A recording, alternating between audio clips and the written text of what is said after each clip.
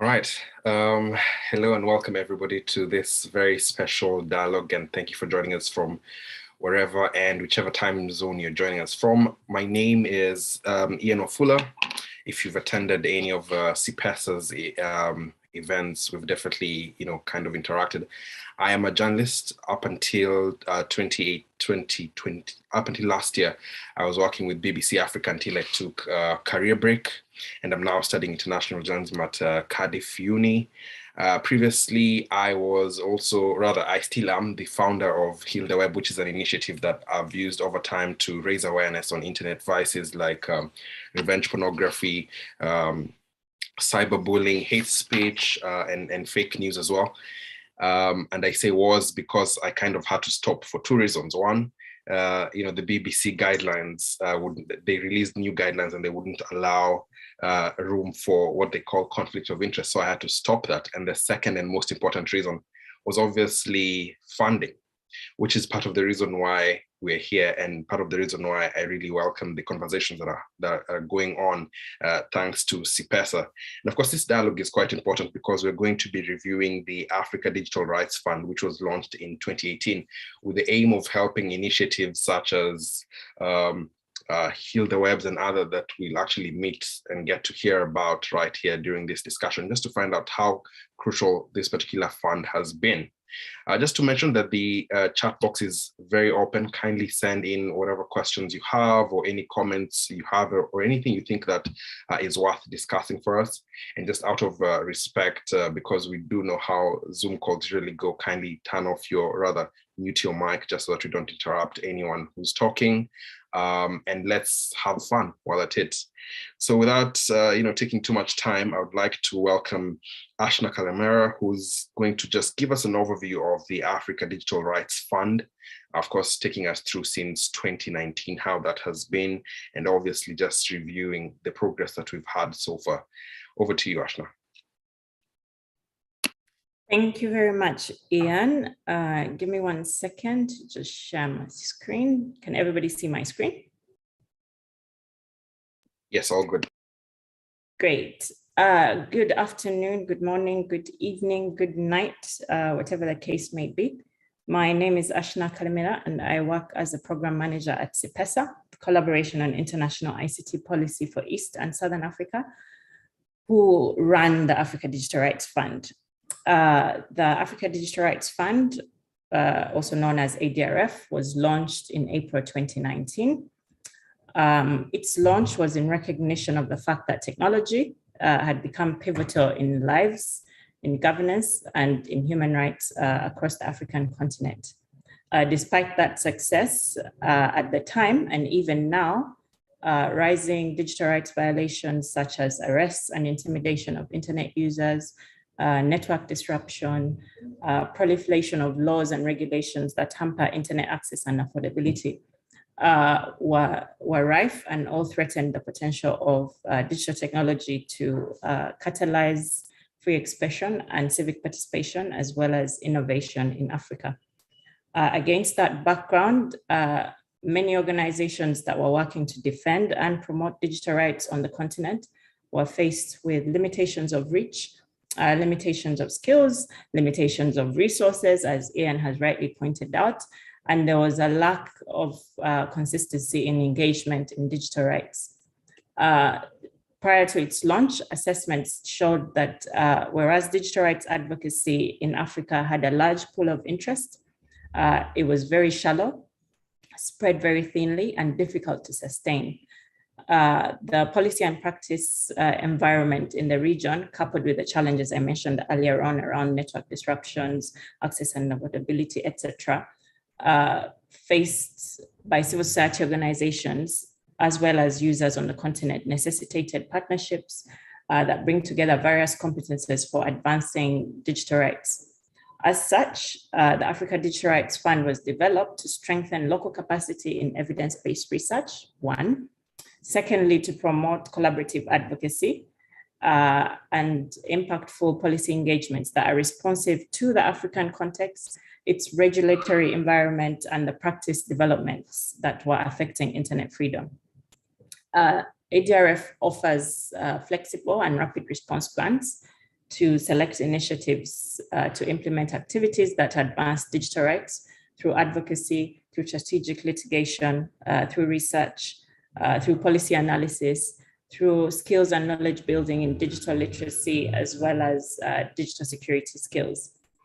The grants range from $1,000 through to $20,000 based on the need and the scope of the intervention. Since the fund's launch in April 2019 to date, as of today, the ADRF has awarded just under $650,000 to 52 initiatives across Africa.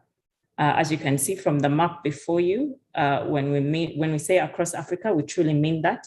Our footprint is over 39 countries, which is over half the countries on the continent.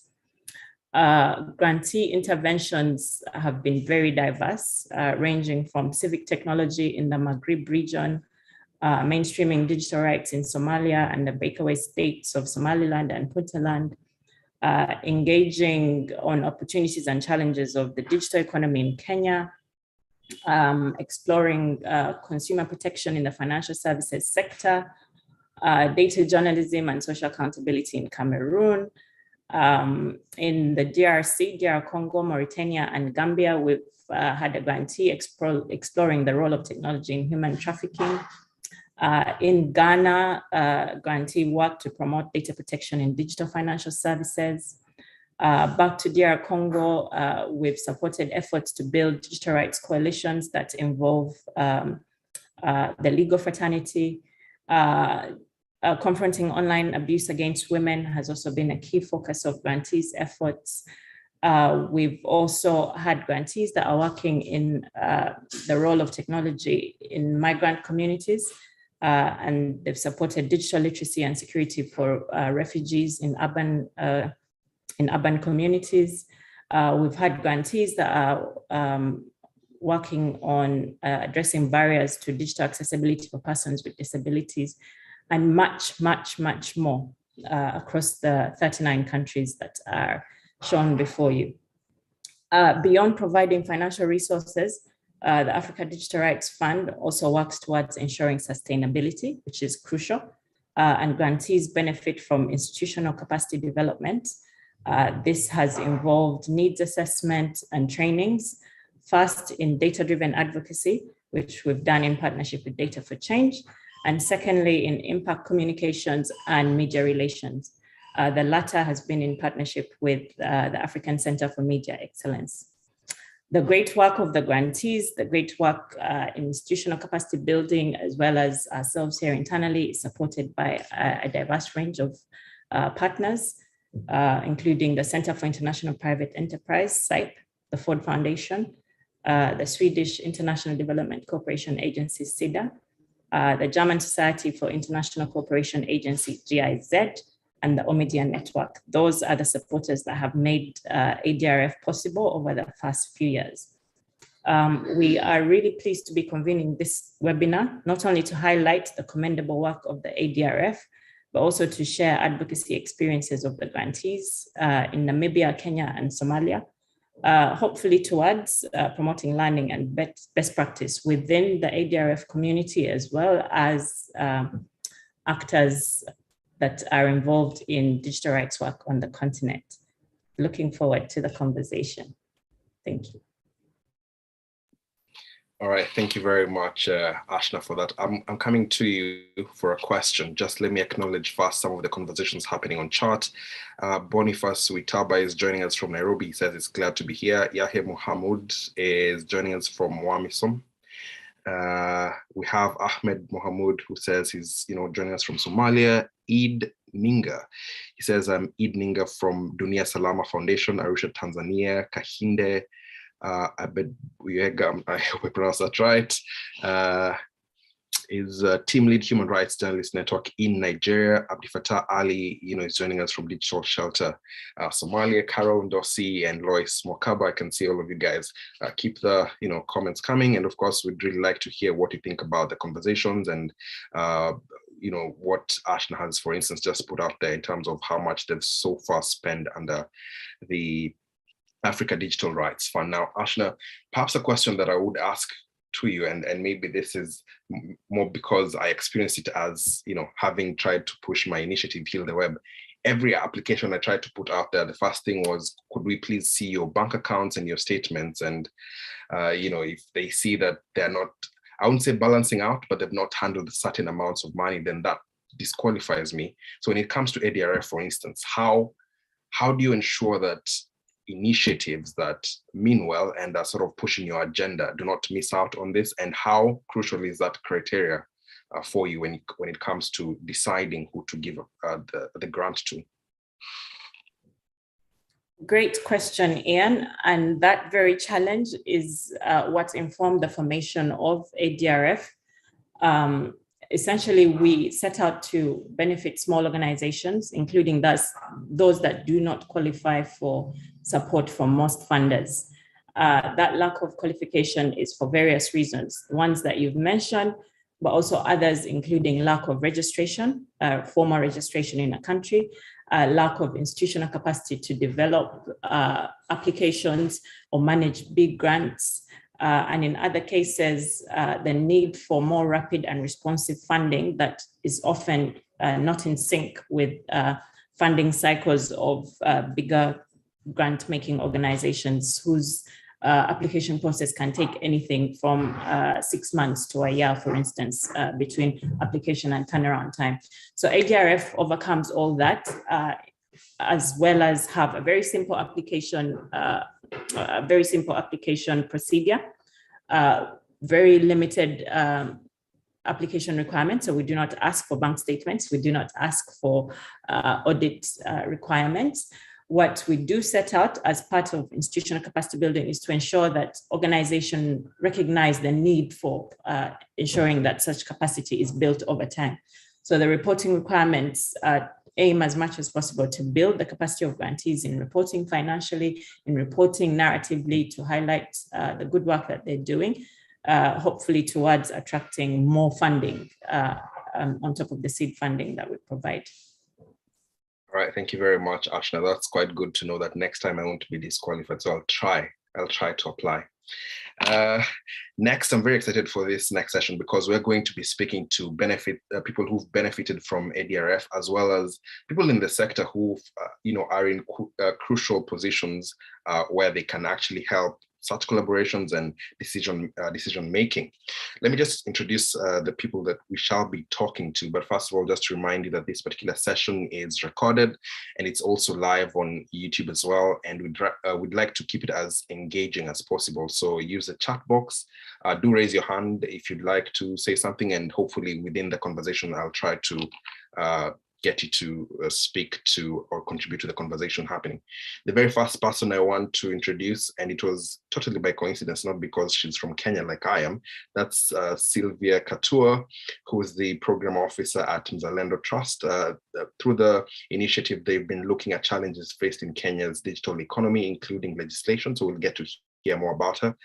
She was also one of the beneficiaries of the ADRF funds. So we'll get to hear how that goes. And then we have Josephat Shiho, who is from Namibia, the vice president of the Internet Society Namibia chapter, that is ISOC.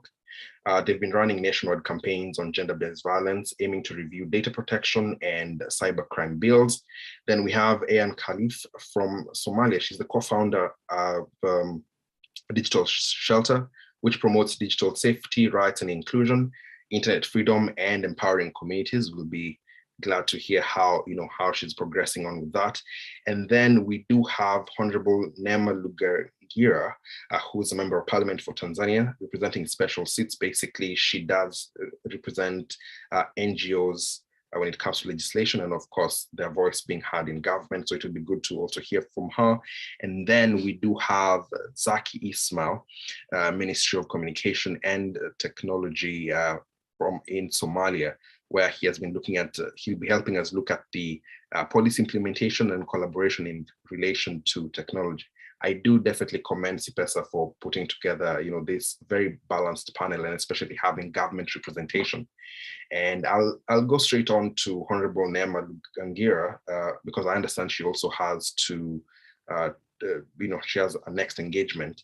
And Honorable Nema, you are at a very, interesting intersection where history has shown that NGOs and government are necessarily not always on the same page, so to say. So how has that experience been in terms of ensuring that policy and legislation is implemented, as well as NGOs get a voice to be heard by government without necessarily having the kind of push and pull that we've seen over time? Thank you very much, Ian, and thank you very much for CIPESA for having me. I think, first of all, I'd just like to highlight that the special seats spot to represent NGO is something very unique for Tanzania. And it's actually the ruling party, CCM, that has decided and recognized different national special groups and allocated seats within the special seats allocation that they get. So you go through the political party election process, but you're representing a certain group. And one of my priorities is to make sure that, one, issues that impacts the NGO sector as a whole, I am able to voice them. But the other thing that I've managed to achieve is to get the recognition and endorsement from the NGO sector themselves as the representative, considering that I went through a political party nomination process, since NGOs are non-partisan. So I just wanted to put that there before you all think that maybe NGOs in Tanzania are partisan. They're not. But it's a good thing. And I think other political parties in Tanzania and other African countries that have special seats arrangement can consider having an allocated seat for NGOs, as they do for people with disability, youth, etc.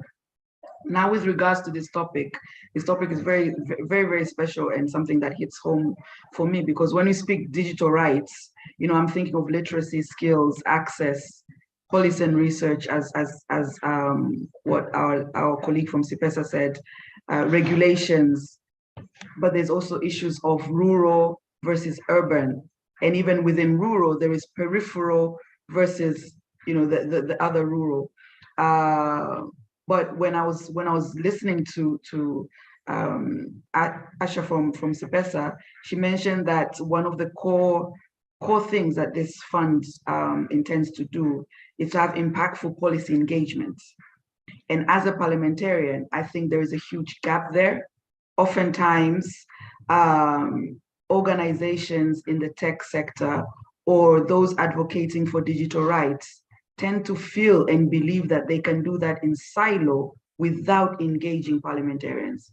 And that is usually a recipe for failure, because at the end of the day, it's parliamentarians who have the role of creating that enabling environment. And oftentimes you find that when we create the laws, for example, in the different African countries, we have cybercrime laws, then you hear the digital rights, activists and NGOs complaining that those laws are not good, they're hindering progress, etc. But at what point do we ever ask ourselves, do we engage parliamentarians? So one of the things that I would like to see is, in this ADRF, can they be, in the list of areas, potential areas for funding, can we also add engagement with parliamentarians?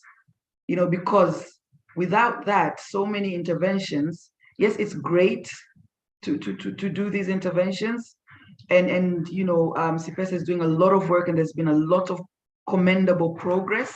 However, we need to engage parliamentarians as well. And you were talking about capacity building. Even ourselves as MPs, we need capacity building. There's an element that we need capacity building in the sense that most of us are not digital savvy. How can we become digital savvy in order to understand the issues that you raise? I saw on some of the criteria that ADRF focuses on is hate speech. But oftentimes when we're talking about hate speech, it's only focused on journalists or activists. Nobody stops to think the amount of hate speech and online abuse that is subjected to politicians, particularly women in politics. I can tell you, as a female parliamentarian, the amount of hate speech and online abuse that I get is horrific.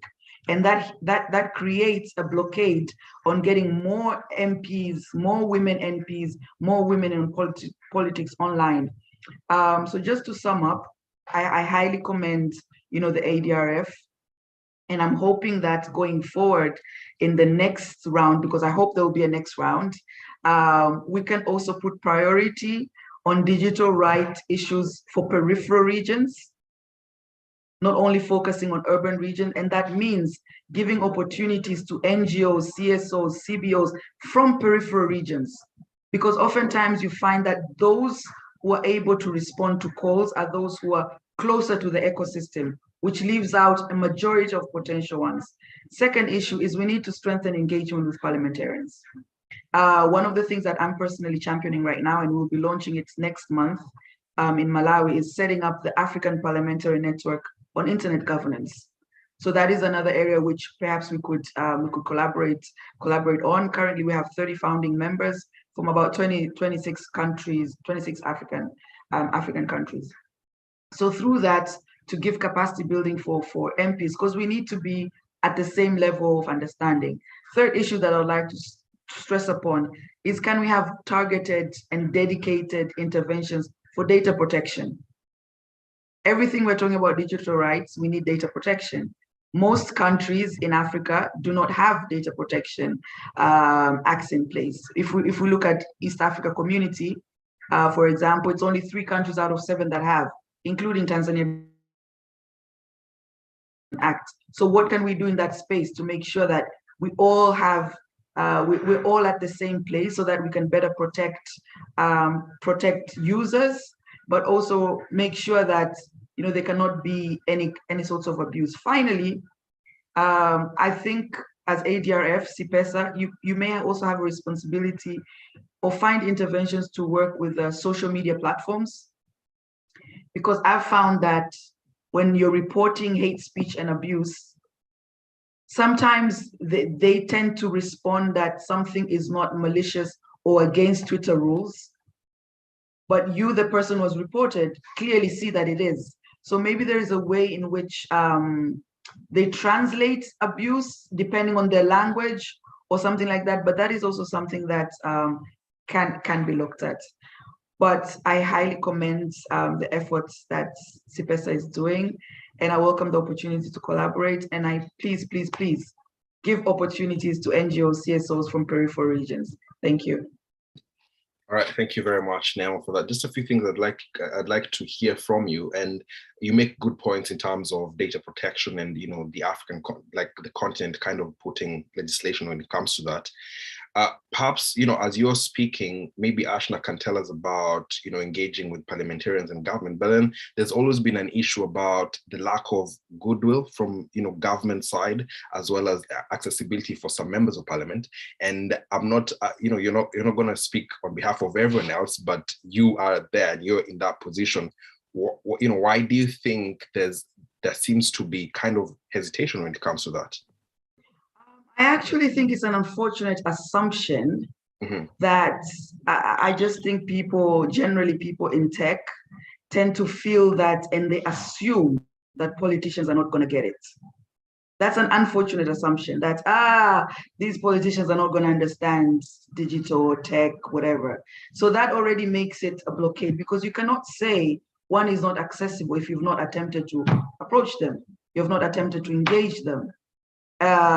So for myself, for example, as a parliamentarian, how am I going to know, for example, CIPESA has this ADRF if I'm not online and maybe I see it on Twitter, for example, right? So then that's the other point of, we need to get parliamentarians online. But how are you going to get them online if the space is not safe? Because a lot of them don't want to be online because of the abuse. So I think it's a two-way thing, but as a whole, there is that perception that parliamentarians are not accessible, they won't get it. And then that makes it's just like a natural thing that when tech people are discussing their interventions, policy things, they never think about parliamentarians. They focus on government, which is good. You have to focus on government, but the other arm is parliamentarians.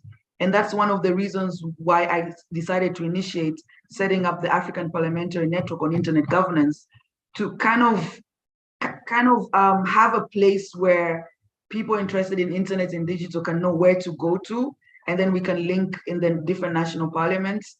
But yeah, you guys also have to do some homework to try and find out in your country which MPs are into IT, which MPs are online. Do you ever approach them? Most of the times they're like, no, we just know they're not going to respond. But it's not necessarily the case unless you try. Okay, thank you for that. I'll just have Ashna respond to that, quickly.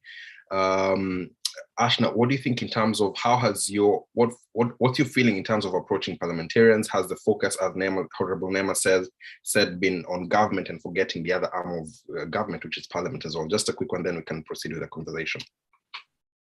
Thank you so much, Ian and Honorable Nima. So digital rights as a whole on the continent is an emerging field. The few actors that are involved in advocacy and engagement are also working in an environment where the technology is far outpacing the policy processes. But I'm happy to say that a number of ADRF grantees have actually had interventions that are directly targeting government. You're going to hear some of them, obviously, from Namibia, Kenya, and Somalia. But we've definitely had grantees that are actively engaging ICT policies, ICT committees of parliament, responding to submissions and calls for public input in draft laws and bills, which is again part of the reason why ADRF was set up, to ensure that there's actors that are responding to these policy or legislative developments that are that pose a threat to the role of technology in governance. More could be done, definitely, but on both sides, ensuring that civil society are more deliberately engaging policymakers, and vice versa, that policymakers are more deliberately engaging civil society as part of their policy review processes during bills through to amendments and enacting of laws. All right, thank you very much for that, Ashna. Honorable Nema, we can, I don't know how long we have you on the panel. Please just let me know before you step out from the call. Let me bring in Sylvia and Josephat, who have been beneficiaries of the Africa Digital Rights Fund. Let me start with you, Sylvia. How has your experience been? Just talk us through from application up until you got the grant. Okay, thank you. Good afternoon, everyone. That's the time on my end. My name is Sylvia Katua, and I'm a program officer at Mzalendo Trust. And we are two-time grantees of ADRF. So maybe I should first say that. So we've received the ADRF grant twice, first in 2019, and secondly in 2021, last year, yes. I would say it's a beautiful journey. Maybe just to give a small overview about Mzalendo Trust. Mzalendo Trust is it's a Kenyan parliamentary monitoring organization, the only parliamentary monitoring organization in Kenya. So we keep an eye on Kenyan parliaments, and recently we've even expanded our scope to the region, to the African continent. So we're also trying to develop to work with other PMOs on the continent to just continue monitoring regional parliaments and other national parliaments across the region. And so most of our work is hinged on civic tech. So that's our unique tool. We leverage on technology to be able to promote public participation and to keep an eye on Kenyan parliament. And so that's how we got into ADRF. So the first time we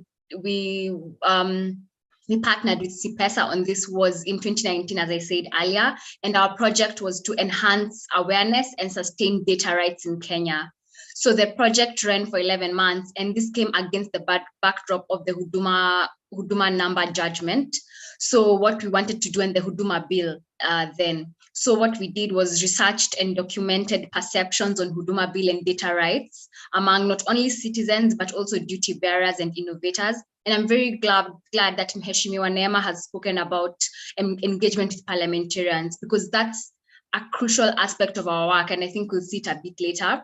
And then also engaging with, so under this same project was also engaging with various stakeholders to present issues and concerns around Huduma bill. So one of the key outputs that we have, if I can call it that, is the Dokeza platform, which is an online bill annotation platform that allows citizens to key in their views and then generate a memorandum that can be sent to Parliament.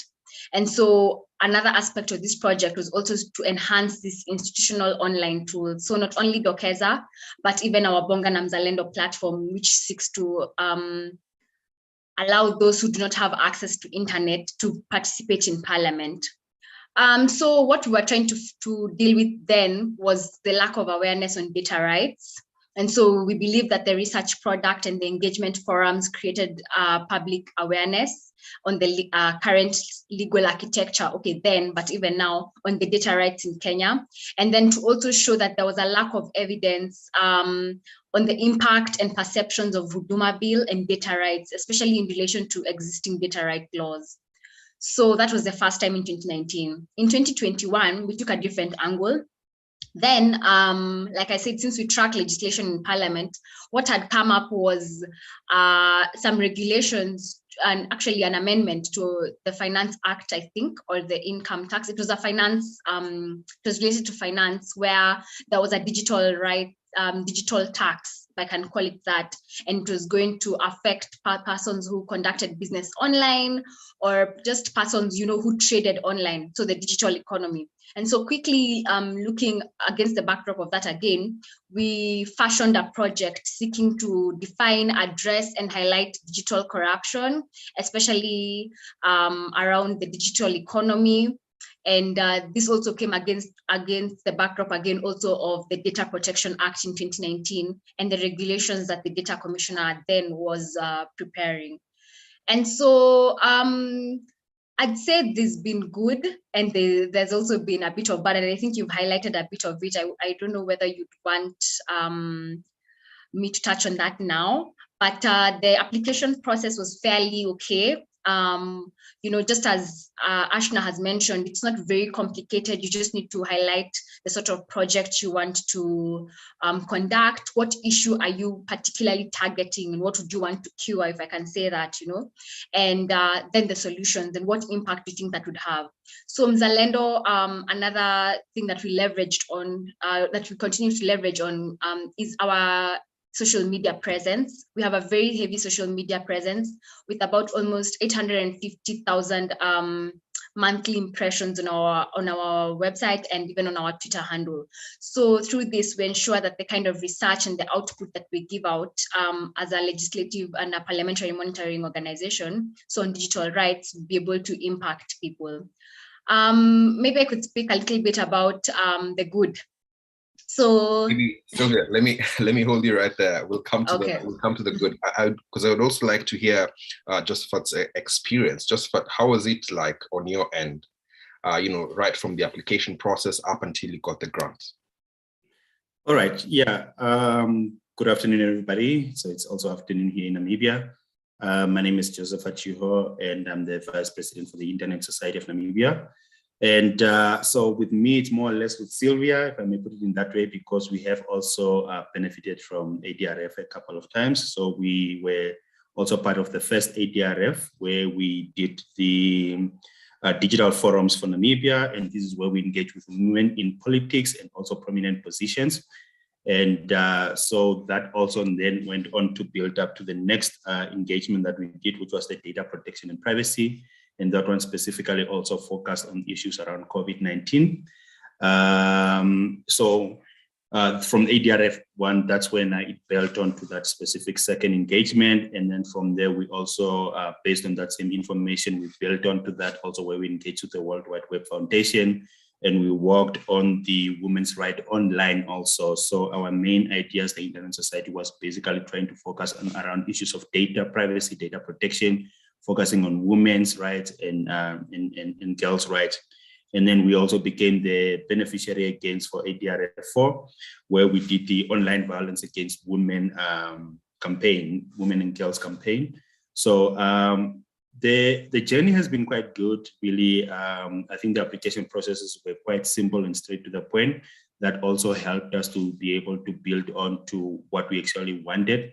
And I think what also helped us with the application processes were that our ideas and activities and engagement that we're working on were sort of like built on from one to the next one, trying to focus on the main areas around online issues, and also trying to focus to this main target group, which was also around issues of women and girls. So I think our application process was good. We did apply. We have not actually so far received any rejection with our applications or so. So we did them, we executed them, we did our reporting on that also. And I think in a nutshell, that's what I can say for now. And unless there's any question. Joseph, maybe I should come for application tips from you and Sylvia as well, because she's a two-time grantee as well. Maybe Sylvia, now you can just talk a bit about the good side of it. And I can see we have questions like hands raised by Yasa and Tracy on the chat box. I'm going to have a question and answer session right after this panel discussion, and then kindly have your questions ready for them. So Sylvia, just very briefly about the good side of it. Okay, so the good side of it was, so for the digital rights report that fleshed out the legal architecture on digital rights in Kenya, I'd say at that time, it was the first, because it was prepared immediately after the Huduma number judgment. And so it outlined the historical evolution of data rights, from pre-independence to the present. It also analyzed the legal framework and the impact of the Huduma number judgment and all these perceptions. So we collected perceptions from the public, and the implementation and the impact of various policy and legislative provisions were also highlighted, especially in light of the newly enacted Data Protection Act then. And that report... Perhaps, for people who don't understand what the Huduma policy is, it was quite controversial in Kenya. Maybe just tell us a bit why it was important for you to focus on that. Okay, so the Huduma number was an initiative by the government of Kenya to be able to, I'd say, to record every person, give each person a unique identifier, if I can call it that. And this unique identifier, the main issue that came up was how the data from Kenyan citizens was being collected and what it was going to be used for, because very many concerns came up. I mean, the national government already had our data in different databases, so I would not be merged, to be able to ensure that they already have the data, because they already have the data. Instead, they were asking us to provide our information once again and not providing any safeguards, or not communicating that there were any safeguards in relation to our data. And it also brought about issues to do with exclusion, because persons from various marginalized communities would not have been able to get that Huduma number, and lack of that Huduma number then in effect would have meant that they would not have accessed critical and crucial services that are necessary, service delivery. And so those are among some of the issues, and some of them were like the Nubian community in Kenya. And so we were not just the only stakeholders in this particular process. I have to highlight that there was a civil society generally, KICTANET, and all other internet and digital rights organizations were very active in providing communication information, and I mean memorandum to Parliament, to the Ministry of ICT, to the Ministry of Interior, because again this initiative came from the Ministry of Interior.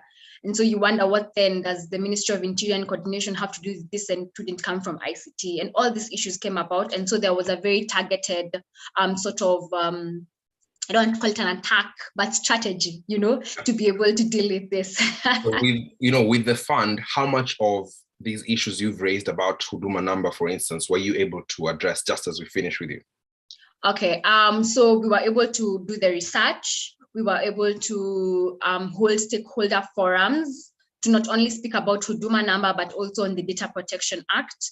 And this was also critical. The timing was critical in the sense that the first occupant of the Data Protection Commissioner had just been sworn into office a few days prior. Then we also did a popular version of the Data Protection Act and amplified this again on our social media platforms.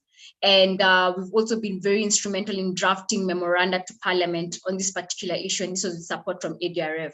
Lastly, of course, the enhancement through ADRF, we were able to enhance our Dokeza platform, and now it's able to generate memorandum automatically. Sometimes you find that there are people who want to engage Parliament, but they're not able to. Not just because they don't want to, but perhaps they wonder, okay, is there a particular format that I should follow in drafting a memorandum, and how would that look like? And so the site itself already just has an inbuilt memorandum, a sort of a template, if I can call it that, where you just key in all your details and what you'd want Parliament to know, and it's automatically created and sent to Parliament. So that's a good. Thanks. All right. Thank you, Sylvia, for that. Let's now just cross over to Somalia, because we do have Ayan Khalif, who had introduced earlier, who's the co-founder of Digital Shelter. At the same time, we have Zaki Ismail, who's from the Ministry of Communication and Technology in that country as well. And Ayan, let's talk about you. As a co-founder of Digital Shelter, how has your experience been working with communities as well as government? And this is the opportunity because you do have someone from government, so feel free to challenge or ask whatever question you'd like tackled. Ayan. Thank you very much, Ian, and thank you very much to this representative for holding this much needed conversation. I am really grateful to be here and to be hearing from different countries and from the Honorable to some point that I really liked she mentioned. And as part of the Somali government, Zakaria is a colleague, a friend, and somebody that we closely work with when it comes to digital security and online trainings and digital freedom within the context of Somalia. So we already had heated conversations way before, and I'm really willing to challenge him on the spot again. If I talk about in the context of the experience that as DS we had in terms of the funding of ADRF, if I give a small context of Digital Shelter, it was an institution or an idea that was founded by a group of friends who experienced the reason why we brought Digital Shelter is we wanted to talk about the internet in Somalia in the context and the way it works. And this is something that we drawn from the neighboring countries like Ethiopia. The idea of internet being shut down was something that was really bigger than our head because Somalia is a country that really depends on internet and everything. It's a country that where we have never mentioned whereby the politicians are not usually on the internet, but it's kind of different for the context of Somalia. We have a lot of politicians running around the internet like headless chickens, not knowing what they're doing. So we wanted to have that conversation. What is it like if the internet in Somalia will be shut down? What would it be like just a picture of it? And before we know, we were talking about Digital Shelter and how we can bring this NGO that talks about internet freedom and internet right and policies and all of that. And it was a bit shocking, to be honest, because Somalia is a country that is going through a humanitarian crisis. So for you to talk about digital freedom and all of that was like, people were like really looking at us like, you couldn't find anything else to do. Like you couldn't help support the country with the humanitarian crisis and responding to the drought that is happening. And we were like, the same problem that's happening offline is happening basically online. So there's no different. We have thousands of NGOs working that. We don't want to add into that. We want to do something different. And it really took us a long time to really convince people the importance of talking about the digital issues that happen all across Somalia. For quite some time, for the first year, I think we were just inviting our friends and a few people that we know that were open to this conversation because we didn't want to get attacked from the offline community that we were serving because we were working with different organizations at the same time doing different humanitarian responses. So we wanted to have like, is it something that is really needed in Somalia? Is Somalia ready for such a conversation? And we received some sort of positive feedback from the community that you were dealing with, from the friends that you were dealing with, to a point that we were ready to take this conversation outside, that we wanted to have it to the level of talking to the government, because our first fear was the government. We were like, the government is already dealing with a lot of problems, because I remember the first time I got a job, the first meeting I attended was a sexual offense bill was on the table that was not signed yet, that people were complaining about. Until today, it's still on the table. So for us to talk about digital policies was whole another story. Like, you guys are advocating for a policy that Somalia is not going to be ready for years to come, while the policies that are needed right now, that is the rape cases that are happening day in and day out, is yet to be signed by government. Do you really think the government will be ready to talk about those policies? So we were really scared that the government will not be open for such a conversation. And we were, before we got the ADRF funding, we were not like open to have those conversations. But because of the ADRF conversation, we were able to have this conversation with the government, because the CPESA was asking us to talk about the government, to share this information with the government, to invite the government to talk about this, because we cannot be talking about digital freedom without the government, because it has to start from them. It's a circle thing. It has to be a problem from the community. It has to be something that CSOs talk about. It has to like go to the government, then we talk about the policies, then we have to implement. It's a circle thing that we can never do with the government. So when we had the first conversation with the government, it was very positive. We remember having the minister off, and then we were like kind of like scared that he will not be ready or reject this, and then like he was welcoming this, and it was a surprise for him to get to know that there's actually a civil organization that deals with this thing, that talks about it, that kind of understands, because we had a community that didn't understand the whole concept of digital right and digital freedom and digital literacy, because we have the technology in Somalia is actually really good, but we do not talk about policies that involve this. We have so many NGOs that are collecting data, but where does this, nobody questions where this data goes. Nobody questions. I remember in a couple of years, Somalia was one of the countries that had the cheapest internet in Africa. It was the first, and in the world, it was the 7th. But there is a question, like when we talk about cheap, it is cheap for who? Is it cheap for Somalia, or is it cheap for other countries? Because when you say the internet, good data costs $1, but there is a family that is earning less than $1 that's on their survival. Is it cheap for them? Is that an inclusion? Is it fair? We had to question all that. So the ADRF fund for us was an eye-opener. It was a way of us even understanding and connecting with other civil organizations and getting to know how other countries are doing things. What are they doing different? What is working for them? What's not working for them? Because we are an African continent, because we have so many things that are similar to each other. So it was a way of us getting to know how do other countries work this, what are the problems, what works for them, and drawing lessons from their side. And I just want to put across, applying for this funding was quite the easiest, because we were really almost about to give up, because we had so many donors online, and then you are like spending day in, day out trying to apply for it, and then you just receive rejection after rejection. For this one, when we applied, you were like, it's just going to come another rejection. So for us, receiving it, that to be accepted, was really huge. And because the application was really simple, it kind of looked like it was setting ourselves up for a failure. Everything that we felt was quite straightforward. It was simple. It was what we wanted to talk about. And it's really that's what we need. Because one of the problem is we had with donors and this kind of funding is like they complicate things to a point that you actually don't want to apply. Because the question asked, the way things are phrased, it's not, we speak English, but you feel like sometimes, is this really English? You question it. So it's really important that we simplify the applications to a point that people can understand it, because you are trying to help. At the same time, you are complicating things. It will not work. I do understand, like the reason why this is meant is like so that we can have only a certain people who are able to apply, who are serious about it. At the same time, complicating it does not help it at all. So it's something that I actually want to add is maybe someday we can reach whereby these applications will be written in local languages where people can understand, where other people can benefit, because we have organizations that are doing tremendous things, yet they cannot apply because of the local language, the language that it's written. But if it was written in a language like Somali, I'm sure so many people would be applying, understanding the context. But if it is written in a language that they don't understand today, they will be just looking at this and then they're like, maybe this is not meant for you. I hope I've answered the question. I spoke quite lengthy. So I hope I was within the scope of that question. Thank you. Thanks, Ayan. There were so many good points that you put across. I literally don't know what to react to fast. But in the sense of, you mentioned priority, and it was very interesting to find out that, digital rights at the time when you approached government was not entirely on government's kind of priority, because there are other things the government needs to attend to. But just very quickly, with the new government in place, and ever since you've had the conversations with government, thanks to CPESA and FDR, like, how do you think there's more goodwill now, and do you find that government has been more approachable? Sorry, I quite lost your voice, or is it only on my side? Basically, I'm just asking, you mentioned about priority, and at first it seemed that, government had other things to attend to, and then you finally had the conversation with government. Have you kind of gotten the goodwill, or has it been easy for you to now approach government in terms of what you're trying to achieve?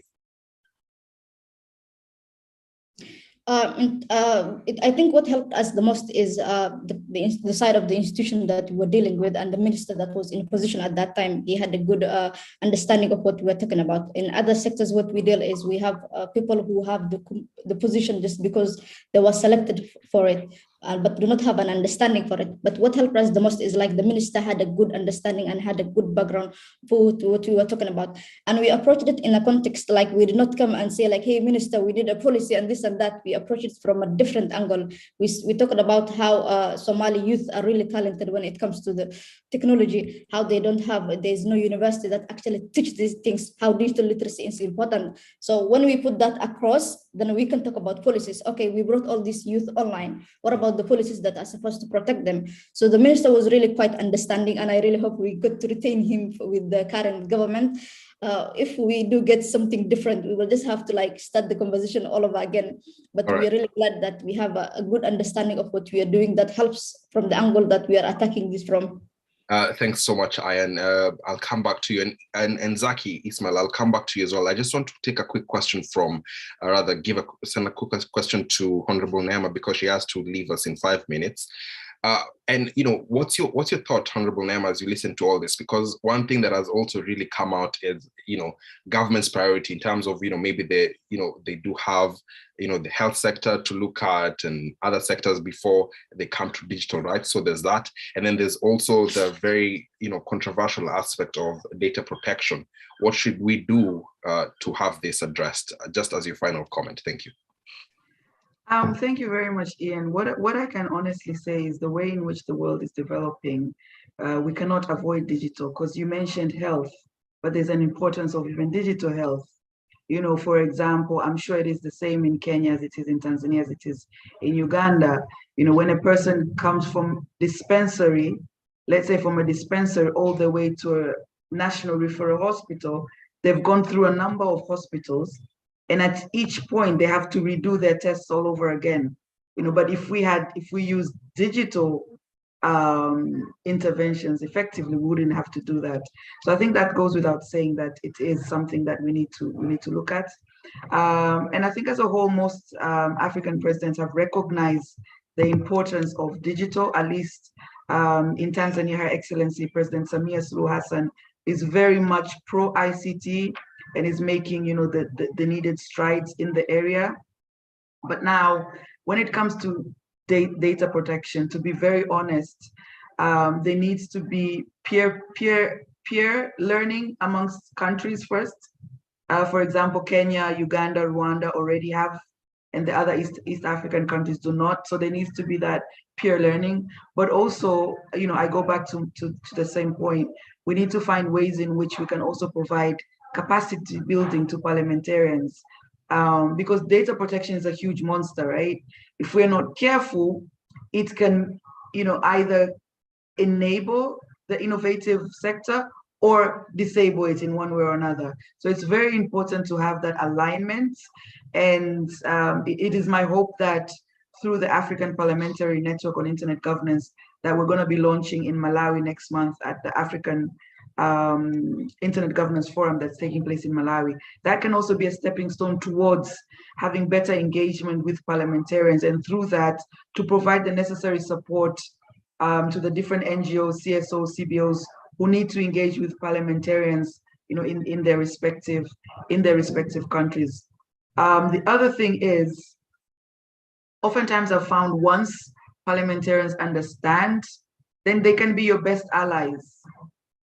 But finally, we have to find ways to also get parliamentarians to be online, because a lot of the activities that happen in digital rights, digital interventions are happening online. If you're not on Twitter, you're going to miss it, because that's another way of us to engage. So I think collectively, when we're talking about digital rights, we also need to look at how to make the online space safe for these vulnerable groups that are more prone to hate speech and online abuse. Thank you very much, Ian, and I apologize, but I have to go. Thank you. Right, thank you very much. That was Honorable Nima, who is a member of Parliament for Tanzania, representing on a special seat representing NGOs. Thank you very much for your contribution. Let me bring in Zachary, and it's not been intentional that you've not spoken up until this point. It's just the flow of the conversation. But in terms of priorities for the Somali government, a bit of concern for Ian in terms of priorities. How does that look like for your country, and especially within the Ministry of ICT, Ministry of Communication and Technology, Zachary?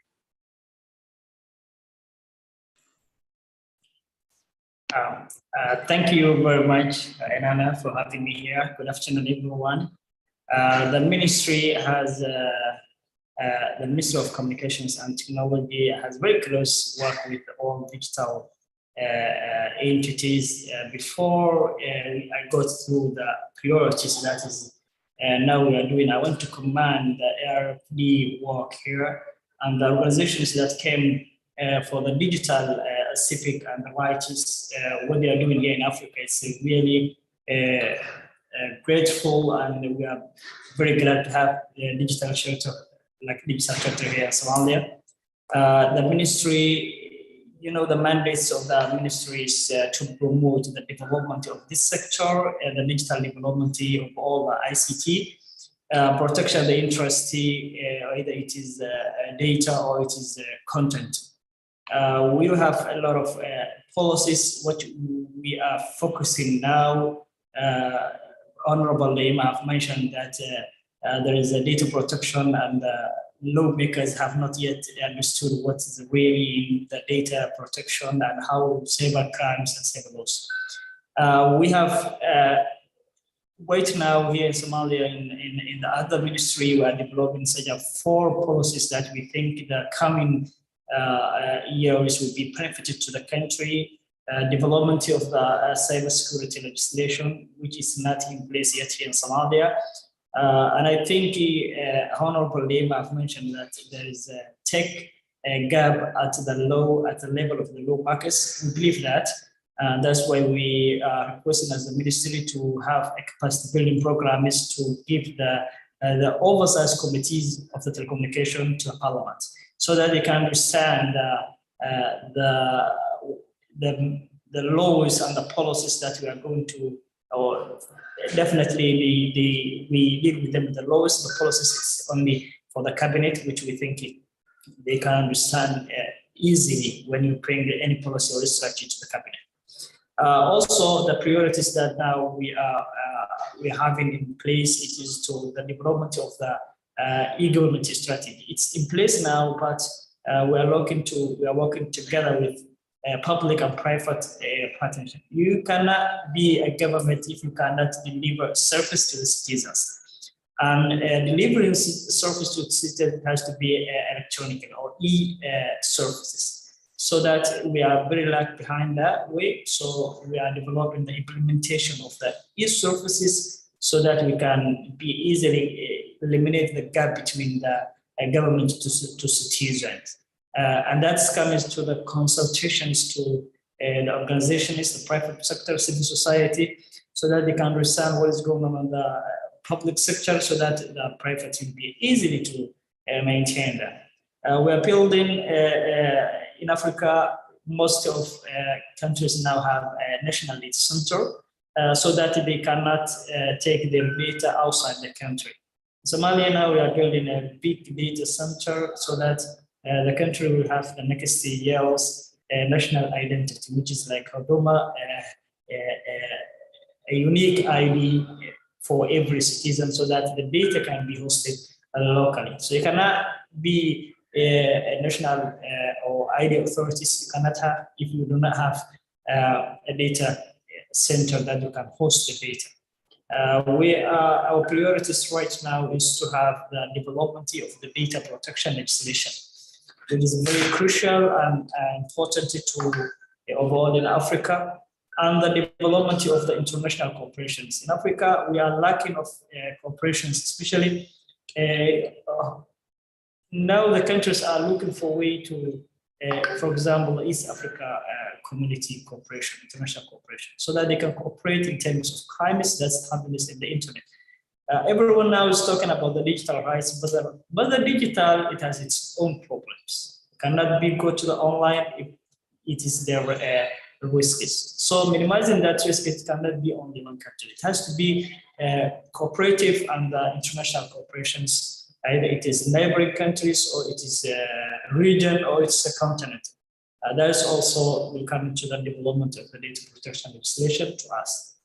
For us, we really we're lacking of civic engagement, but having transitions like digital shelters. Now, the private now are encouraging they are challenging us. You say there is a challenge, but they are challenging us. They're asking questions. They're asking some policies that has to be in place, because of even them, they cannot work without that process. And the government in Somalia, let me give you a brief. Somalia, the private sector owns everything in digital. What owns the government only is the policies, strategies, and laws. Establishing the institutions that mandates us to oversee and look after. So that is the role of the government. But the private sector has ultimate capacity to work there anything in private. Either it is telecom sector, either it is the ICT infrastructures, either everything. The only thing we will do is to regulate and to give them licenses and to provide the process that they are. And we think it's done. And especially the last couple of 10 years, the digital have developed a lot of things, but if you cannot in with them, you will be out of that. That is so far what we are doing here. And I'm grateful to have Ayan and Digital Shelter here with us. And thank you very much for hosting us here. Thank you. Yeah, Zachary, before I let you go, thanks for taking us through, what the government is doing from kind of a secondary perspective. Let's talk a bit primarily. What are you doing to ensure, digital access is increased in the country, especially from a public point of view?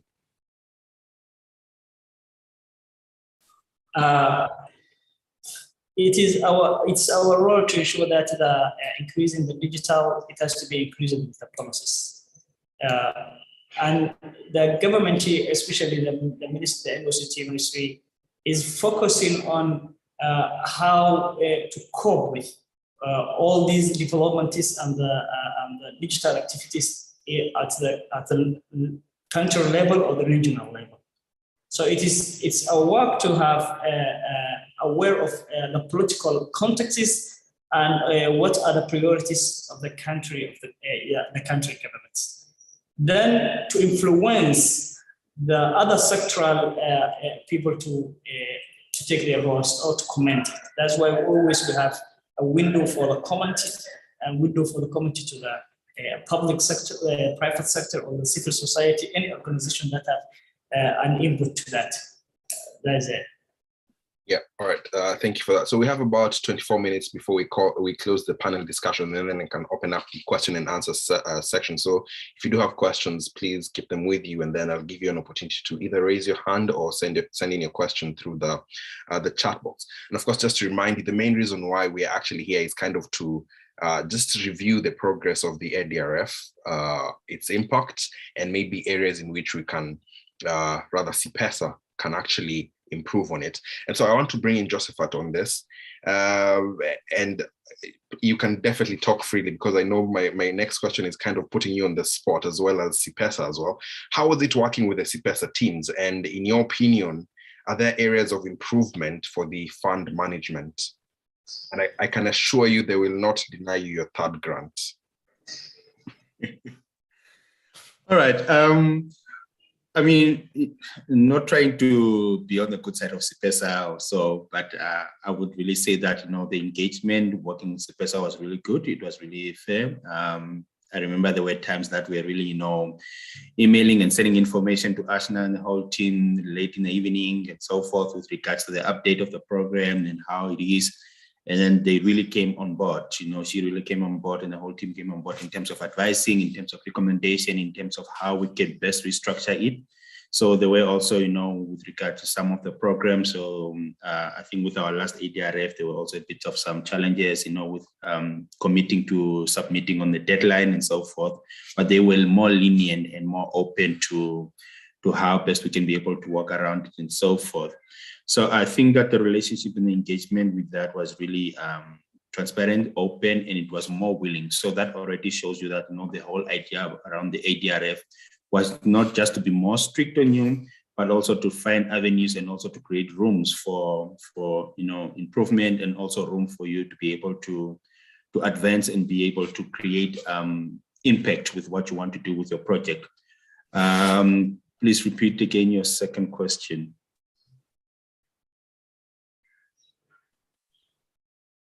I think the second question was just, how easy it was. The first question was how easy it was to work with the teams. And then the second one was, are there any areas of improvement for the fund management?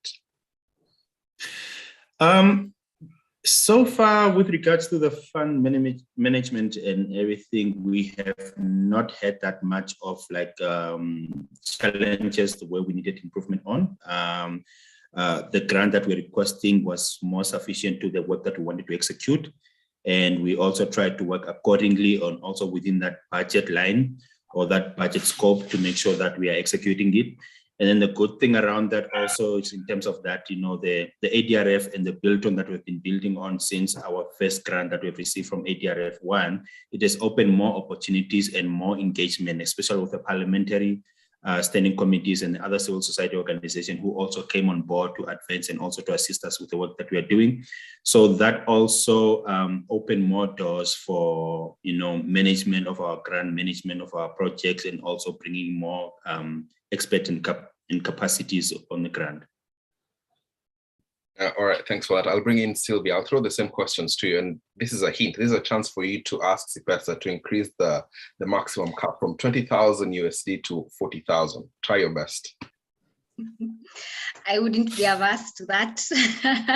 I would say our experience has been, just to say what Josephat has said, it's honestly been amazing. I think CPESA was my first grant, that I actually implemented. Taking lead, let me say that, taking lead on it. And it was good. It's been a good relationship. I think there have been no issues, communication wise, Ashna will reach out and will be able to respond if she has any questions. And there have been no issue. I would really say that there's not much that I would say anything went wrong. I like that it's flexible. The grant was very easy for us to respond to the emerging issues. So if there was a meeting to be convened quickly on this and this matter that was emerging at the time, then we had the capacity to do that. And just as she mentioned earlier, this also assisted us in increasing our capacity because our work, has also been recognized elsewhere, and we've also received or gotten ourselves, or engaged other partners due to this good work that we're carrying on. So I think it's good, and yeah, everything is good. Ian, do you have anything to say about the same questions in terms of working with the teams and areas of improvement? Yeah, but I don't want it to look like we are praising CPESA. But in the context of Somalia, I do agree with my colleagues on what they said. It's quite flexible and easy, because what we experience with other donors whenever we get funding is it feels exhausting, and it feels like we're doing things the way we want. We're usually not asked given the freedom to do it in our local context, because you are from another country. You don't have an understanding of what's happening in Somalia. So you cannot ask me to do the way you want. But the problem we have with when asking for funding from other donors is they will want things to be implemented according to the vision and the picture that they have in mind. But CPESA was really giving us flexibility. In Somalia, we experience quite a lot of political crisis from time to time. So whenever we miss the timeline that we were supposed to deliver, CPESA doesn't say you have missed the timeline, that we will not give you the funding or not. They give us that time to recover from it and say, do it whatever you want. We do get in another organization that I was working with once, we missed the deadline once and we got canceled from the whole project, but it was a crisis happening in the country. It's quite good when the person that is giving you the funding understands the context on where you are coming from. And I think I forgot to put across that we are also a second year grantees. We got twice on the third one and the fourth one. And it's not only about the grants that we receive, it's the building that the capacity building that they do for the people who are working. For me, when we were founding DS, I'm not an IT person and I don't have a background on it, but my colleagues did. So I always question, what is my role in this? Because I don't want to be part of an organization that I have no understanding of. But because of this funding, we got a lot of connection on ways we can build our capacity. And I got to learn all my digital skills through here. I do understand. I used to work on my computer. I used to understand key concepts, but I got to understand deeper understanding. And whenever I'm asked about what's your benefit in this project, we usually, like I started with myself, I am one of the beneficiaries, not just in funding, but in terms of skills, because I got to develop all my digital skills through here. Whenever we are doing the training, I'm either sometimes the camera person or I'm part of the students that are taking the training, because the training is being done by experts. So I get to take advantage of it. So a point I just wanted to put across that recently I got invited to, because of this funding and the work that we do in DS, we got invited to an event that was being held in the Maldives, and they were looking for a woman who can do the training on digital literacy and digital skills, because they were badly affected by the coronavirus and they had to shift everything that they were doing online. So they were looking for somebody who kind of understand the context of Somali, women, human rights defenders who are on the digital space, who can do this kind of training. And to be selected from all the way Somalia and to do digital literacy training for 70 women who are human rights defenders from all across country was something quite like achievement for DS. And we got this because of the connection that we built with through CIPESA and this funding and the connection that we had outside. So somebody had to connect us and say, like, we know this organization, we know this person who works from here. And in the beginning of this month, we held that we spent 10 days in the Maldives, and I was given a whole day to do this training and to take them through the tools that online and how ways they can protect them. To a point, they said, like, let's continue this conversation online. So it's quite tremendous what we have gained from this funding. And I really hope other donors who are doing could take some lessons from here and make it easy. And I will just put it across, maybe the funding can be raised a little bit so that we can do bigger things and we can do things that we visioned back in, I think before we finished round 4, we wanted to really do a training for a 6 month, and then we looked on the budget that we had versus what is on the table. We couldn't, because we were talking about expanding the digital literacy of the youth. We cannot say that we can train them in 3 months. We cannot say that we can train them in digital literacy in weeks. It will have to take months, and then you have to help them finding the jobs and connect them to the online. And then we looked at the money that we had that we were asking for versus what we were trying to do. It wasn't kind of like balancing. So we had to stick to something that can really go with the funding that we were requesting for. So maybe the only thing I will say, we can go for higher grants. Thank you. All right, thank you very much, Aya, for that. I could see Ashna kind of smiling and nodding. So I don't know if that's good news coming up. I would really like to be the one to, see this announcement being made. But Ashna, maybe you can talk a bit about two things in terms of what would it take for, the grant maximum amount to be, topped up, and a more perhaps important aspect is holding these initiatives and these teams to account to ensure that they reach the goals that they kind of promise you before getting the funding. Thank you, Ian. I've had all the points made, and I hope the other donors that actually support CIPESA to make the ADRF possible have also been listening. The funding is definitely not a huge amount. It is seed funding, and the nature of seed funding is that it tends to be really small. We try as much as possible to ensure that we spread the little basket as far as it can get. $650,000 total over the lifetime of the fund is definitely not a small amount of money. But being able to spread that amount of money for 52 organizations as opposed to one, probably speaks to the objective of the fund.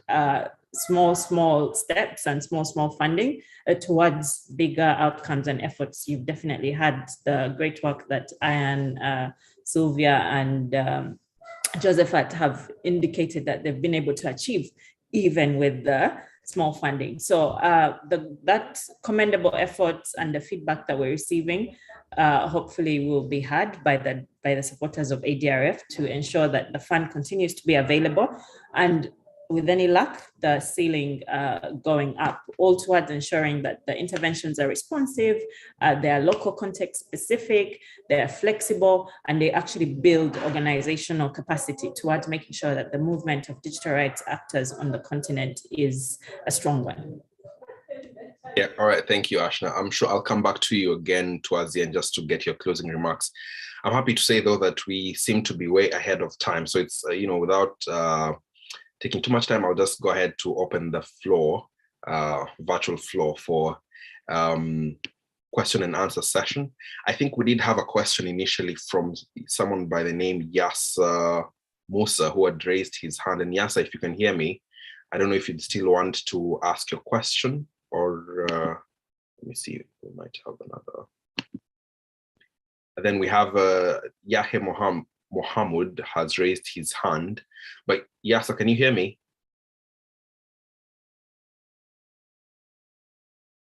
Okay, let's go to Yahya Mohammed. What's your question? And then we'll go to Anne Gichuhi next.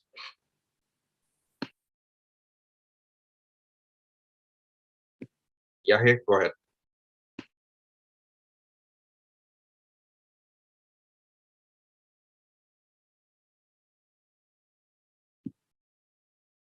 Okay, seems we can't hear him. Please write up your question on the chat box. Okay, there he is. Yahya, what's your question and who are you directing it to?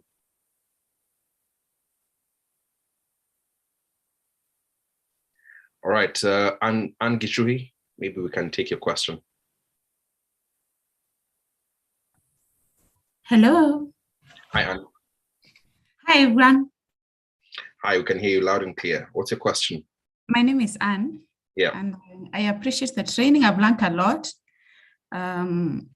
Some things I've never heard before, but now I've heard about them. I'm a student at KESIG cohort 7. So it's an area I'm just beginning to learn. Personally, I'm in the area of blockchain, Web3, and metaverse. And it's a good thing what you're doing, but the digital area is really changing. It changes very fast, because like now they're already talking about metaverse. It's like they're moving away from, Twitter and, not that fast, but it will be a transition from that to Web3. So what are you doing to ensure that you're prepared to handle what is coming? Because technology is changing very fast. And if you only focus on what we have now, by the time we are done with the regulations and all that, something else will have come up. So how can we prepare? And I'm addressing it to all of you. How can we prepare to ensure that by the time we enter that age, for our youngsters are prepared to handle that, and that there'll still be that kind of protection, even when somebody is online, when somebody is interacting in the blockchain space, in the metaverse, when somebody is dealing with Web3, because right now, Twitter, Facebook, those are in Web2. Now we are moving to Web3. So are there trainings that you're carrying out to prepare people for that, or your organizations for that? Thank you. All right, thank you for that question, and quite complex. And I think I'm just going to throw it to Ashna, because in this sense, because you as CPESA, you definitely are talking to different organizations and people who are in this space from different sectors. How are conversations about Web3 going, and what does the preparation look like? Because technology, as Anne said, is moving pretty fast. Thanks, Ian, and thank you, Anne. Very good and complex question. I may not have the direct answer for it, but I'll speak from two perspectives. One, as the ADRF, the fund definitely supports efforts that are building digital literacy, digital safety, digital awareness, understanding on various trends in technology towards ensuring safety and security of users, but also resilience of organizations. That support definitely means that users and entities are then able to not only serve their constituencies well, but also engage in the relevant policy developments that are specific to the emerging issues in the countries. Of course, these vary from country to country. I think in one country, we can have grantees that are involved in work that's related purely on access and affordability from a taxation perspective, because that is the live and most relevant issue. In other countries that are fairly more advanced, for instance, in the data governance landscape, they could be, there are grantees that are focused on data localization and biometric databases, because that is what's live in the country. So the fund is definitely responsive to the context and what the live issues are, which vary from country to country, and from technology to technology for that matter. But secondly, also as CIPESA ourselves, we're very much involved in being responsive to policy and practice developments on the continent that relate to technology, be it from engaging at a regional level, with the Africa Commission on Human and People's Rights, or at the international level, the Universal Periodic Review, and at national level where we're based or our partners are based. Again, our interventions in that regard are responsive to the relevant developments in the country, and ensuring that whatever the technology may be is being used effectively to promote good governance, to promote human rights, and to promote development. A very broad answer, but I hope it gives you a sense of how the fund is run. Yeah. Thank you, Ashna, for quite a complex question. You really did try to do your best there. Ashna, before I let you go, we have a question from Anne Rose, who says, for those who applied for the recent launched fund, when do they receive communication? Thank you very much, Anne. So the fund receives a great amount of interest. I think for all the rounds that we've issued, we received over 100 applications. In as much as we'd like to get back to each and every applicant, the indication is that only successful applicants receive communication. For those that do not receive direct communication, it is the case that the application was not successful. We are definitely open to providing feedback on individual applications on a request basis. Okay, maybe Anne, you could leave your email or just write directly to Ashna, then she'll be in touch with you. I think Yahya said he's now available to ask his question. Yahya, over to you. Thank you, Ian, and I appreciate this opportunity. First, I would like to provide brief context. I am from WIMISOM. We are based in Somalia. I am glad to announce that we have been two-time recipients of the ADRF grant, and I believe that we have done some great work with it. And my question is that, how can we address the challenge of online gender-based finance? So our organization mainly works with women in media, and with one of the grants, the first one, we have worked on addressing the challenge of increasing the digital literacy and capacity of women to deal with not only journalists, but women-led organizations to deal with digital threats and harassment, something like that. So that seems to be really troubling, especially in the current trend that journalists are very dependent on online tools and social media for news and for everything. So that's a very high challenge. Also, with our second grant, what we have done is that we have done an assessment of the barriers to the digital rights of women in Somalia, and we have consulted with experts, with people who are involved in the sector, including civil society and the government authorities. So, and also we have provided some kind of outcome statement from that whole enterprise. Yeah, we have provided too. So, if I come to my question, it seems that online-based violence is especially targeted toward women, if it's journalists or if it's other high-profile women. So I'm just putting this to all the floor. How can we address that? Thank you very much. Thank you very much, Yahya, for that. A very, very valid question. And I do see a point of connection with Ahian in terms of the work you do with Digital Shelter. Maybe how do you think we can address online harassment, specifically targeted at women? If I'm not wrong, that was referred to me, right?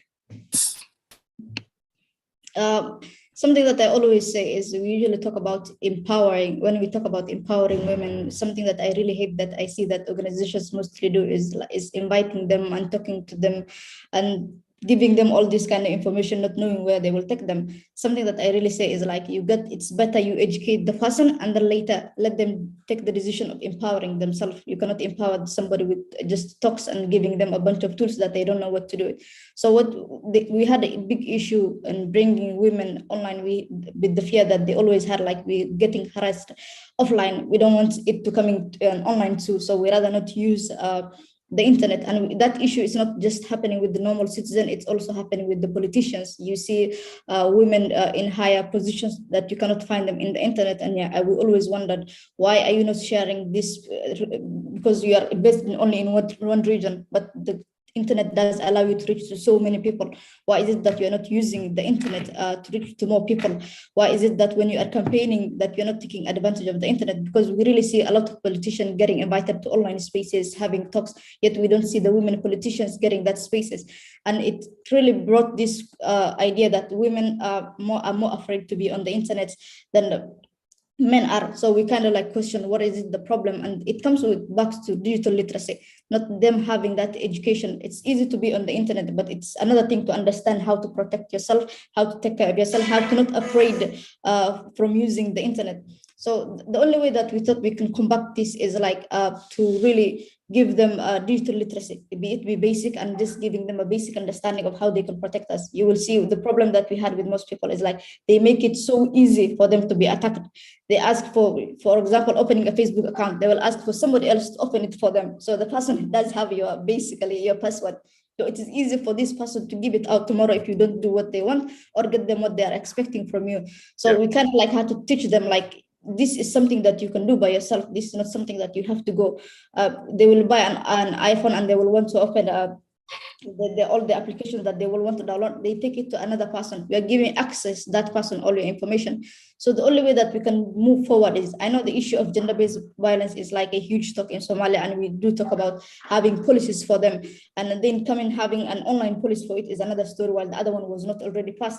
So the only thing that we can do is like, we really need to empower these women in terms of digital literacy. We need to bring them online. We need to tell them not to be afraid. We need to create a community that really supports them. For instance, if somebody puts something negative about me, I will want to have a back out of people supporting me and putting hundreds of positive messages on top of the negative so that it can disappear. That's what politics do, basically. You say something about politician, hundreds of other followers support the idea, and then they just hide your negative point. So I think we need to build a support system network that whenever somebody is being abused online, we have like hundreds of people backing them up, supporting them. And I will repeat again, we need to focus on the digital literacy part. We need to support their education so that tomorrow we don't have to like be forever there to protect them and empower them and then say we are the voices. You're gonna be a voice forever. You have to, it's rather you give them the education and then you leave it and then let them take the decision of tomorrow, empowering themselves and being a voice for themselves. Thanks, Ayan. Joseph, your hand has been up. Maybe you had something to say? Yes, I think I just wanted to specifically talk about that, just to answer Yahya's comment on that, because in our last ADRF 4 that we did now, our focus was on online violence against women and girls in Namibia. So maybe that's a report that he can also look at it and just see if there are something that can apply to him and his country that we did. But actually, just to talk about that, and also as Ayan spoke about it, it's more about awareness. And what we did with our ADRF 4 was that we tried to decentralize it and try to reach as many people as possible. So in our ADRF 4, what we did was that we had a section that was specifically tailored to women who have been affected or who have been bullied in the decision-making processes. That is politicians, that is women in decision-making processes. And then we also had an online awareness campaign where we engaged with women who were also in the entertainment space, because most women that in Namibia who were in the entertainment space were also being harassed and also being bullied. So with that, we interviewed them, we asked them for their tips, and then they were sharing this on social media in terms of how can they raise awareness, how can they empower other young women or other women in prominent position or in the entertainment space to protect themselves and to be able to take care of themselves. And then the other last one was also tailored around the entertainment industry also. So we did a flash mob around the issues of online violence against women. where we went into the communities, and then they did a whole flash mob performance, a theater play, which was, tailored with music around online violence and gender-based violence issues also. So with that, we tried to reach as many different diverse women in politics, women in the entertainment, women in the general public, to try and see how best, what are the avenues, what are the tips, what are the issues, and how can we best be able to address it, because we felt like these are issues that needed to come out from the women themselves. They needed to share this themselves, and they needed to also provide inputs and also advice for other women, so that then they can create a whole ecosystem of safety and a safe space for women to be able to share their views and concern around issues of online violence.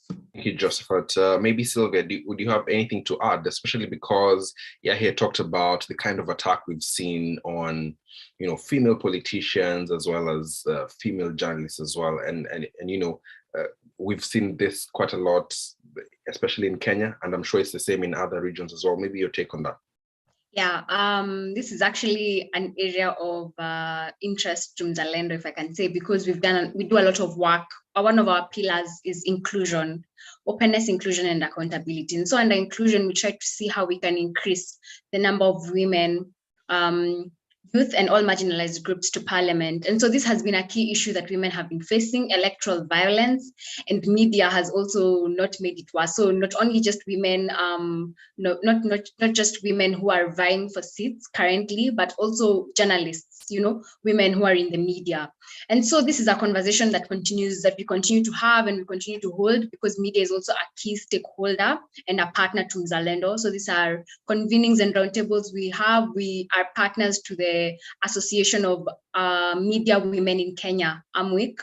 And so they're conducting some training on digital literacy, and even Mzalendo as ourselves. So we've identified young women again as even a more marginalized group than just youth and women. And so we conduct regular trainings on digital safety, digital literacy, just to be able to understand all these things, things to do with doxing, trolling, even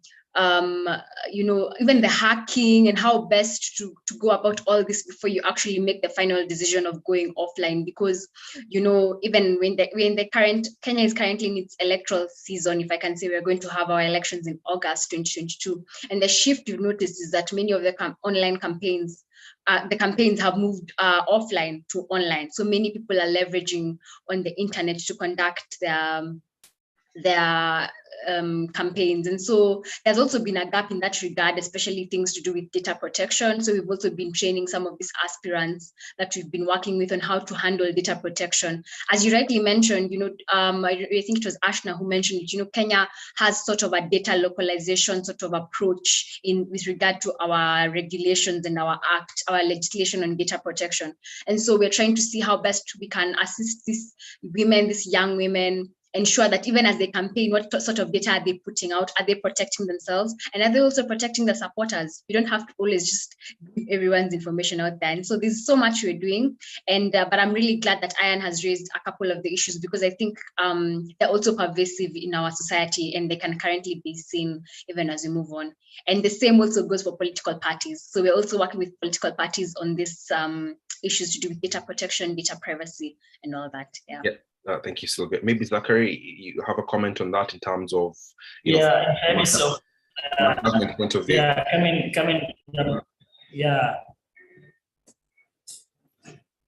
from the part of the policy, we are developing ICT digital inclusion policy, which is the advancing of the ICT access services for the marginalized group, either it is women and youth or disabled people, those who left it behind.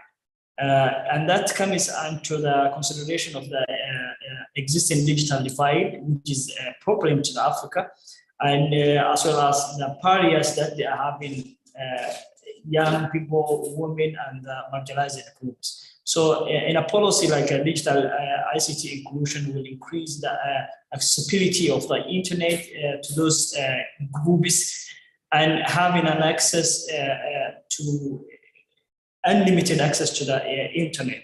That is just in the side of the policy that I think he may can get an access to read it. It is in the process of the development, but I think if we done it, it would be great to women and the youth, they will be visible to make a lot of input on that. All right, thanks for that. Ian, I acknowledge you've raised your hand. I'll come back to you. We do have a question from Kehinde. I hope I said that right. You've been raising your hand for quite a while now. Perhaps you could throw your question.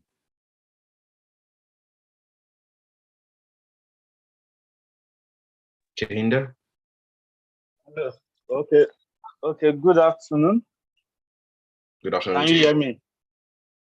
Okay. Good afternoon. I'm connecting from Nigeria. Number one, I want to commend CPESA for your support on digital rights in Africa. It's a serious issue. Recently in Nigeria, not last week, is not even recently. NIPDA, the government agency that is supposed to be in charge of data protection, came up with a code of conduct, code of practice, which has the potential to feed of data privacy prescription online. So it's a major issue, and thank you for your support so far. So even though I've asked some of my question, and I don't know if I mixed some of that you might have answered some of this question along the way.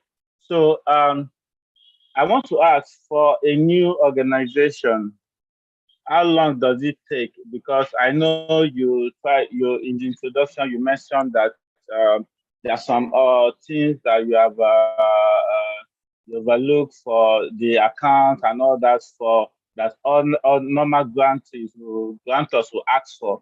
So, but I want to know, how old should an organization be after registration or before they can access the CPESA grant?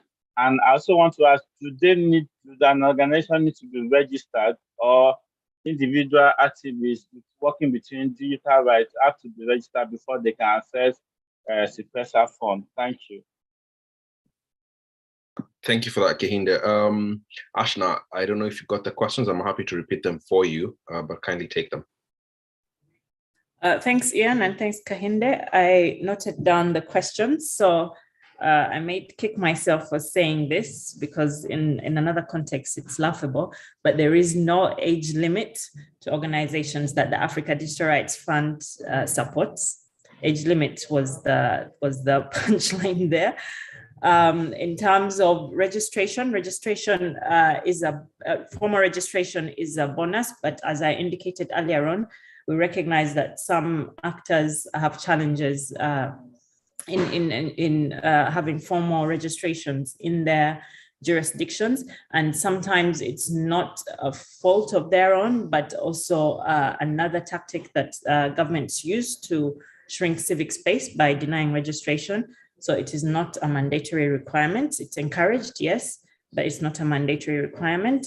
And lastly, on whether alliances and individuals can be supported, again, yes, there's flexibility. In recognition that some actors are not registered, we also recognize that coalitions or alliances are sometimes loose structures, but that's not to say that they're not doing commendable work. So we've also been able to support those and encourage applications from them as well. All right, thank you very much. So we do have about 19 minutes to the top of the hour. I'm beginning to take final comments from our panelists, and then we shall have a closing remark from Ashna. So I'll start with you, Ian, perhaps your final, you did have, I don't know if it was a question or comment, but you can also just give us your final remark as we close this up. Thank you very much, Ian. I just wanted to go back to the earlier question that Tahir had. This is something that we usually do whenever we are attending events or we are hosting events, is we have a website. We do talk about creating network for women issues in Somalia. Is something that we really talk about a lot, whether it is in terms of humanitarian or when we talk about digital. And we talk about a lot creating a support network system, yet we do not do much something about it. So under this funding, we dedicated a website we created in collaboration with Data for Change, whereby we collected our crowdsourcing questions from Somali women all across, asking them to share their experience in terms of harassment, online abuse, and experiencing their account being hacked.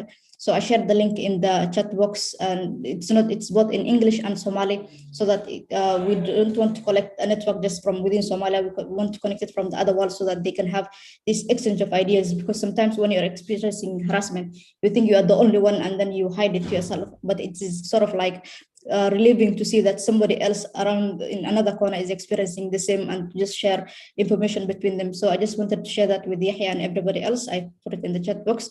To close, I'm really grateful to have these opportunities to be able to hear from different countries and different CSOs and from the government as well.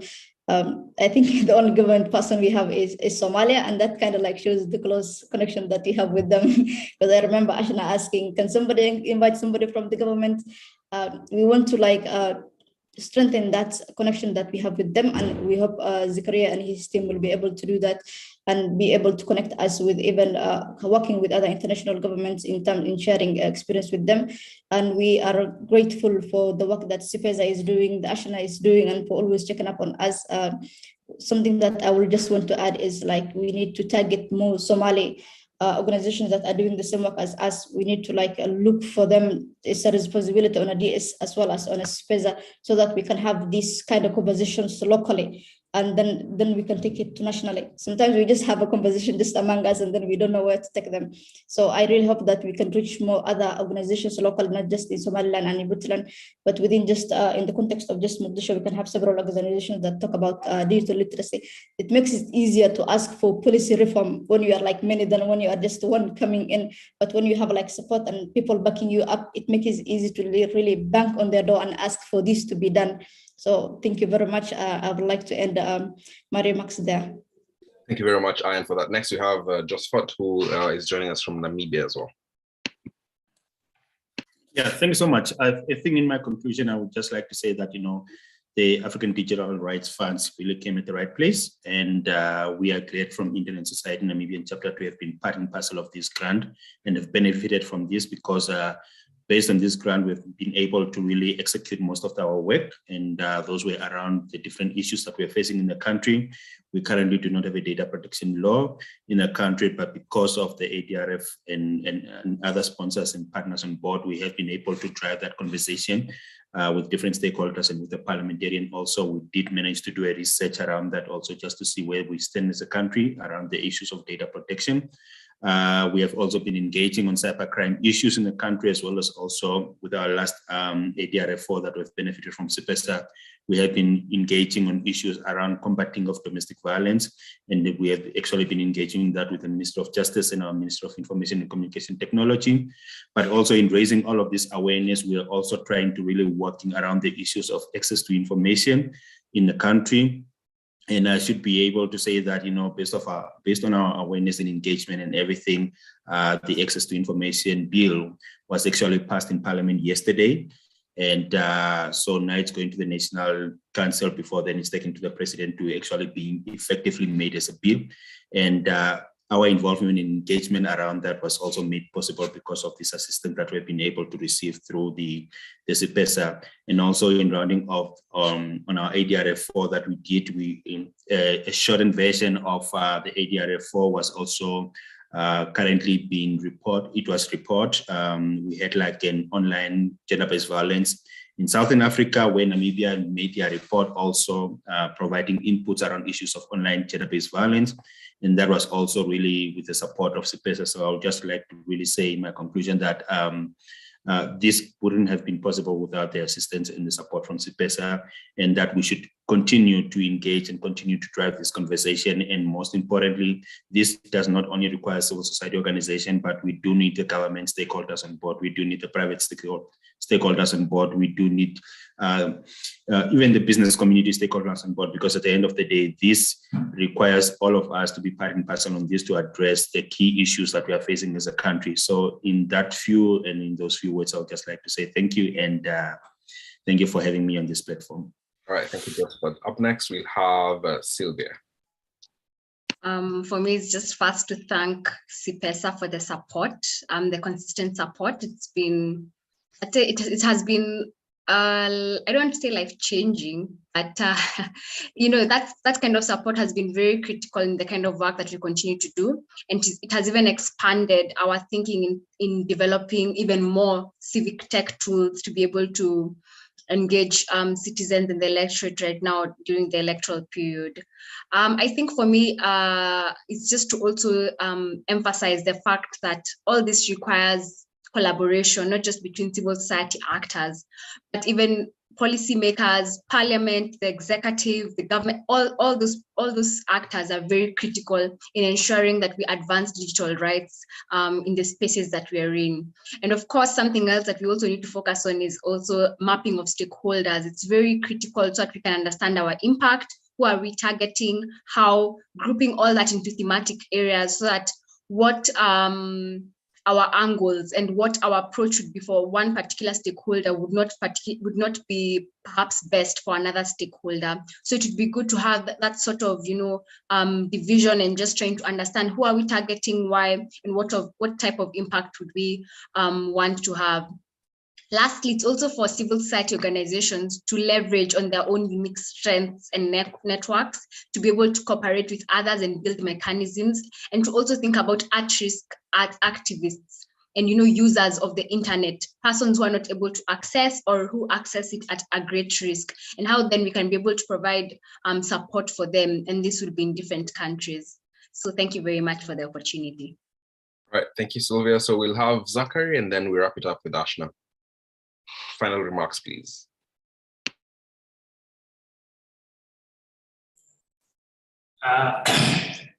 Thank you very much.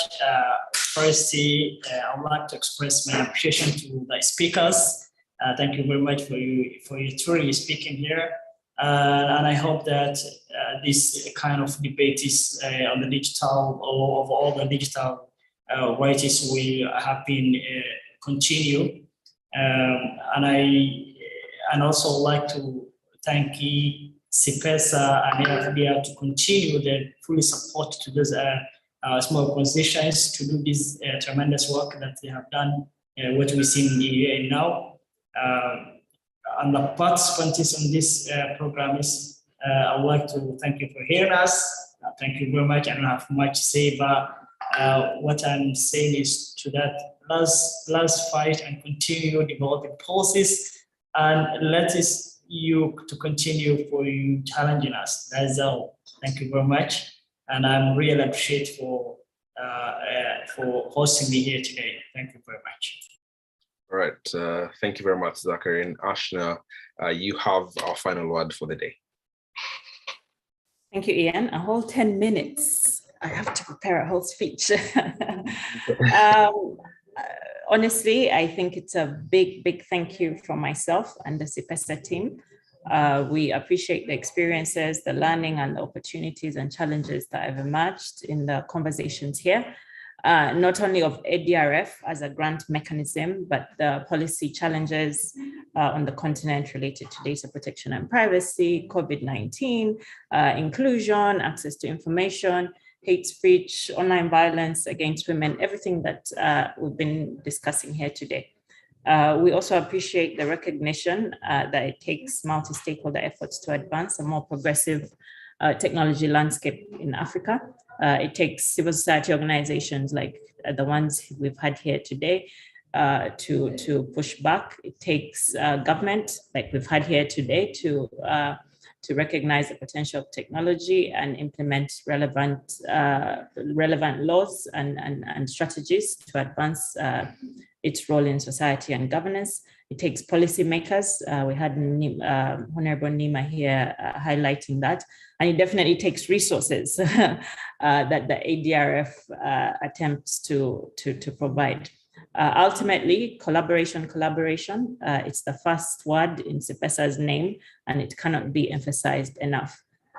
We are grateful to the participants. At peak, we were at 50. Thank you so much for honoring our invitation.